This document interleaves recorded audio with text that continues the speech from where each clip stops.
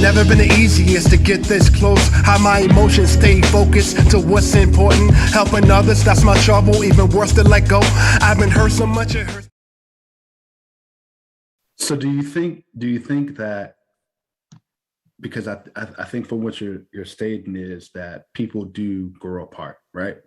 People do get to a point where it's like, I'm ready to face this wall between why we can't communicate better, right? And I'll be a little bit clearer to where you guys were friends, you were boys, the mindset was differently, right? You guys were younger. So now the expectation as you get older is a little bit more, responsible, a little bit more, we got to act like adults, right? Our mindset is not to just let it go as quickly as we were when we were younger, right? So whatever the grudge or disagreement you guys may have had, a lot of people take it violently, a lot of people take it immaturely, a lot of people take it in a way that's like harmful to not only themselves, but to others. But the mindset to have is that if we can't sit down and have a conversation about it, what's the use? Why do we continue going in the same round of circle? Because if we reconnect, as you said, those same talks that we can't seem to have continuing to be replayed over. Why aren't we talking about this? I got an issue with this.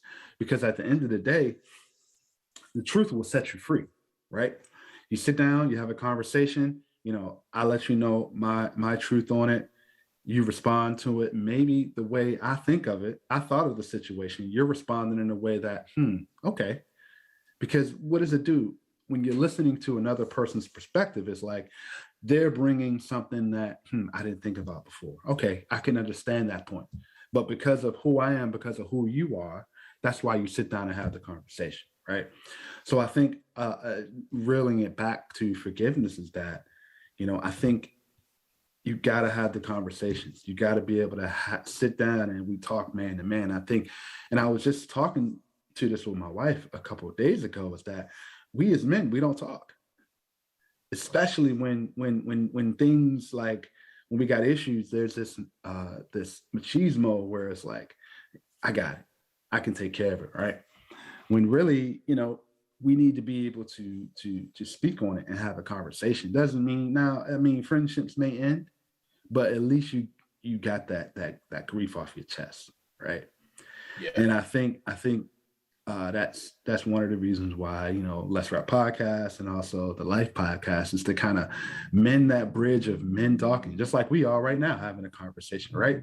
And this is the first time really we've had a conversation, and men being able to be open and vulnerable with each other is such like a woman thing to do. It's a weak thing to do when really, outside of that, it's like, yeah, you may be manly, but inside your heart, man, what are you really going through? Who can you talk to about the problems that you're going through?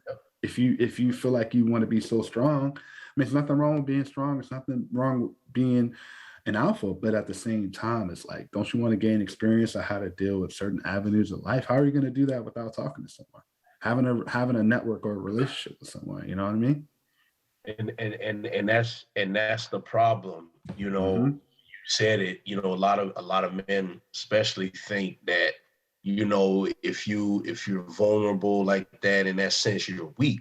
It doesn't make you weak, because you think about it, you have all this, just say, feelings, animosity, Mm-hmm. sometimes hatred, all built up, and you're not releasing it.